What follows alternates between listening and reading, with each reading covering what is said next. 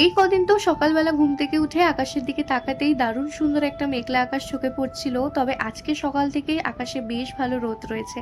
আজকে অনেক দিন পর ব্রেকফাস্টে খাচ্ছি ইডলি। আমাদের এখানে একটা ভীষণ ভালো সাউথ ইন্ডিয়ান দোকান রয়েছে, তো বাবা সেখান থেকেই নিয়ে এসছে। খাওয়া দাওয়া সেরে বসে পড়েছিলাম পড়তে। আজকে বেশ অনেকগুলো দিন পরে পড়তে বসলাম, মাঝে অনেকগুলো দিন গ্যাপ পড়ে গেছে। এবার শুরু না করলেই নয় আর কি। যাই হোক, তারপরে আজকে লাঞ্চে দেখি মা আমার পছন্দের দুধ শুক্তো বানিয়েছে। আমি শুক্তো খেতে ভীষণ ভালোবাসি। আর আজকে সকাল থেকে যে পার্সেলটার জন্য আমি অপেক্ষা করেছিলাম, অবশেষে সেটা এসে উপস্থিত হয়েছে। আসার সাথে সাথেই আমি বসে পড়েছিলাম আনবক্সিং করতে। আমি একদম পার্সেল আসলে ধৈর্য রাখতে পারি না। তারপর একটা সেট আপ করেছিলাম একটা ভিডিও শ্যুটের জন্য। যেহেতু আমার স্ট্যান্ডটা অনেকটাই ছোট, তার সাথে ব্যান্ডও হয় না, তার জন্য একটু প্রবলেম হয়, তাই জন্য এভাবে সেট আপটা করতে হয়। এটা করতে অনেকটা সময় চলে যায়।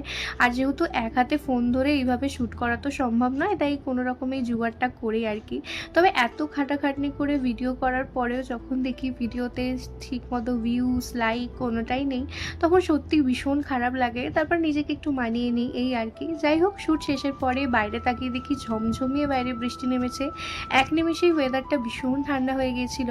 আর আজকে তো হঠাৎ করেই সেজো মামার মামা এসে সারপ্রাইজ দিয়েছে। অনেক দিন ধরে বলছিলাম আসতে, সময়ই হচ্ছিল না কারণ, তবে আজকে একদম সময় করে চলে এসেছে। সেজো মামাকে পেয়ে তো আরেকজনের আনন্দের শেষ নেই। আসতেই বসে পড়েছে খেলতে। মামারা আজকে খুবই অল্প সময়ের জন্য এসেছিল, যেহেতু অনেক দিন ধরে বলছিলাম তার জন্য।